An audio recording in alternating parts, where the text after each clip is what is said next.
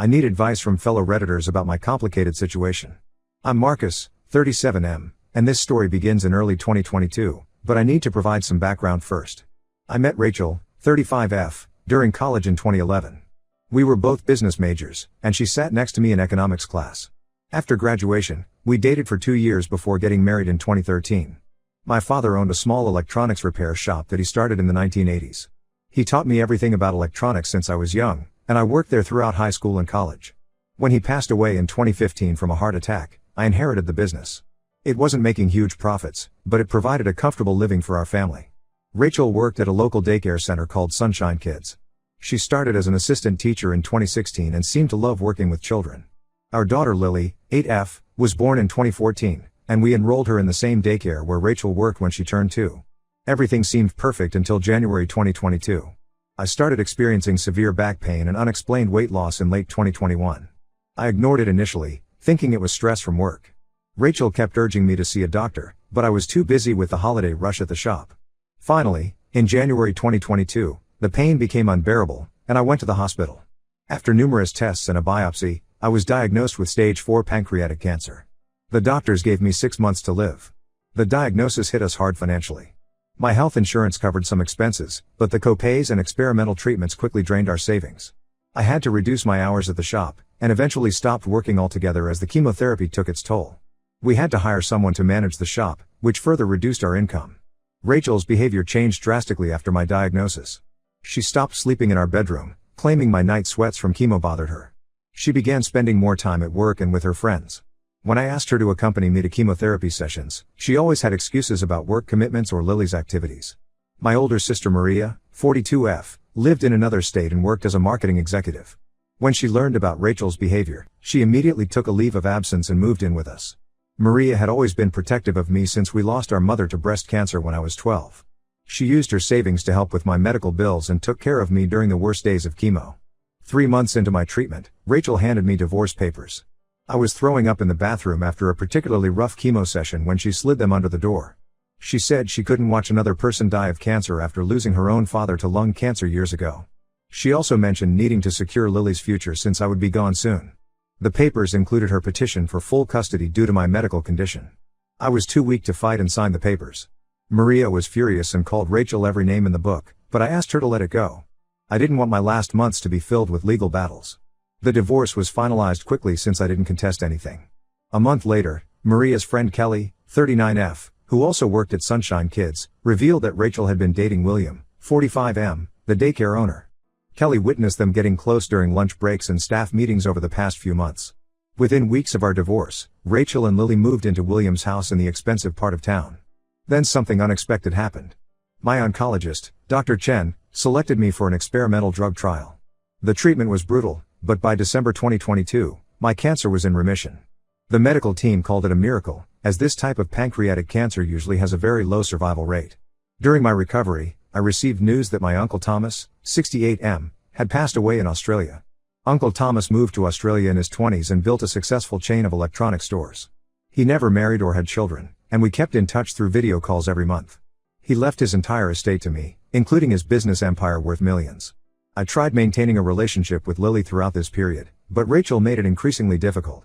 She would cancel planned visits claiming Lily had homework or was sick. When I did manage to pick up Lily from their house, William would stand in the doorway with his arms crossed, rushing us along. Last week, Rachel appeared at my office unannounced. She looked nothing like the polished, confident woman who left me. Her hair was unstyled, she had dark circles under her eyes, and she had lost weight. She broke down crying, saying she regretted leaving me and wanted another chance for Lily's sake. I don't know how to handle this situation. My heart says to maintain distance, but I'm worried about how this affects Lily. Any advice would be appreciated. Update 1. Thank you everyone for your supportive comments and messages. The past month has been intense, and I have a lot to share. After reading your advice, I decided to fight for more time with Lily instead of considering Rachel's reconciliation attempt. I contacted several lawyers and hired Michelle, a family law specialist with experience in similar cases. During our first meeting, she pointed out that my improved health condition and financial stability made me an excellent candidate for joint custody. We filed the paperwork immediately. During the discovery phase, we uncovered several surprising details. Kelly, who still worked at Sunshine Kids, provided a detailed affidavit about Rachel and William's relationship. She had saved texts from Rachel dating back to October 2021, where Rachel complained about me working too much at the repair shop and praised William's ambitious business plans. This was 3 months before my cancer diagnosis. We also discovered that William had fired Rachel 6 months ago after a heated argument. Rachel had been pretending to go to work each morning but was actually job hunting. She hadn't told her parents or friends about losing her job.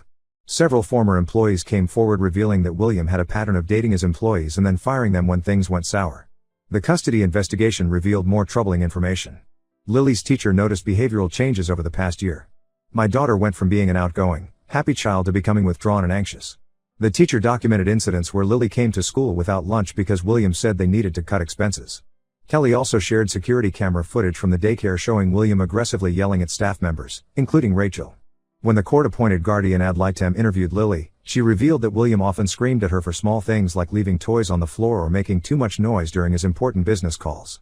Rachel fought the custody modification initially, claiming I was trying to punish her. However, her position weakened when William refused to appear for his scheduled court interview. My lawyer discovered he had multiple complaints from parents about mismanagement of daycare funds. The judge granted me joint custody, with Lily staying at my house every alternate week. Maria helped me set up a beautiful bedroom for Lily, decorated with her favorite anime characters. We converted the home office into a playroom where she could do her homework and play video games. Rachel didn't handle the custody decision well. She started showing up at my house at random hours, sometimes at midnight, begging to talk.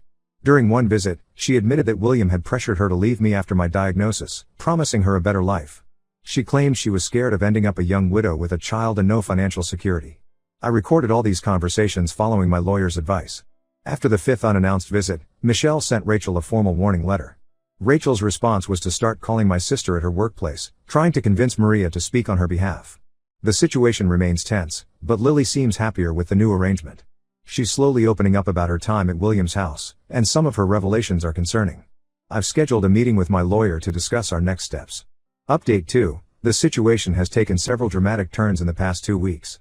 I received a frantic call from Rachel's mother Barbara, 58F, late one night. William had kicked Rachel out after discovering text messages she sent me about wanting to reconcile.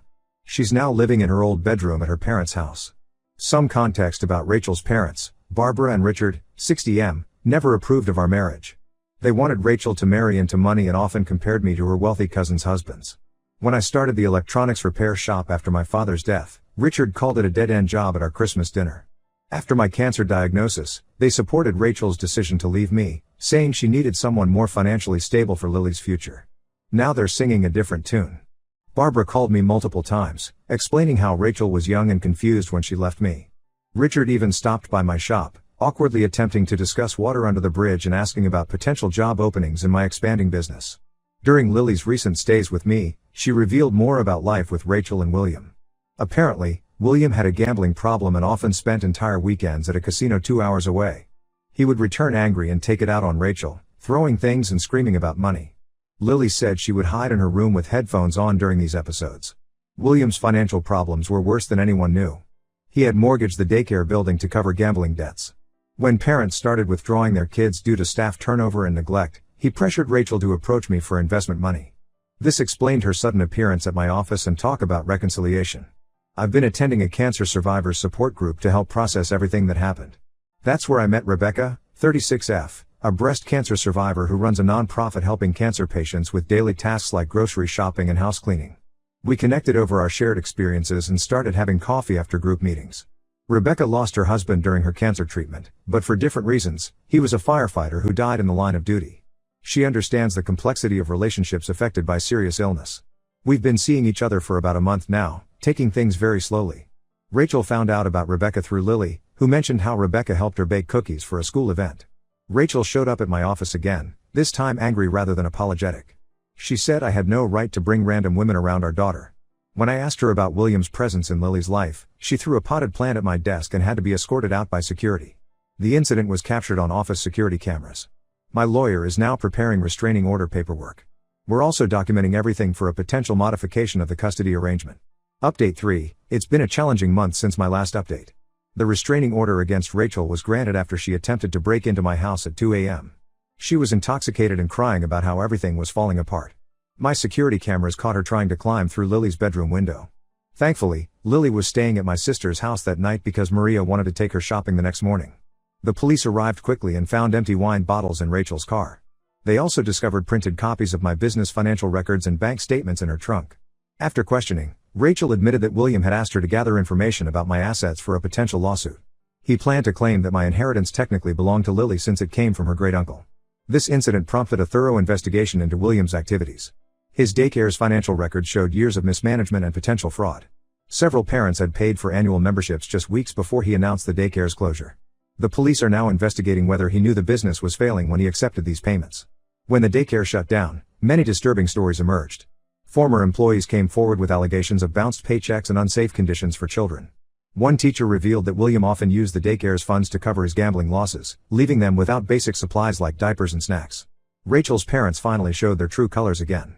After the break-in incident, they blamed me for flaunting my new relationship and driving Rachel to desperation. Barbara even contacted local newspapers trying to plant stories about how I abandoned my family during my illness. Fortunately, the journalists reached out to me for comment, and my lawyer provided them with court documents showing the true timeline of events.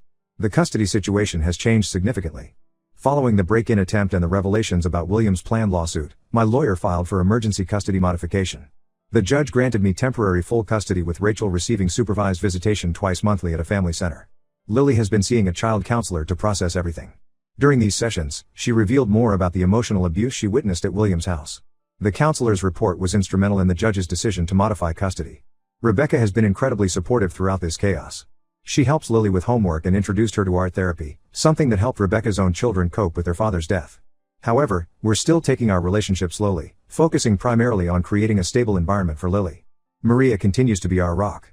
She's officially become my business partner, managing our newly open locations while I focus on the original shop and Lily.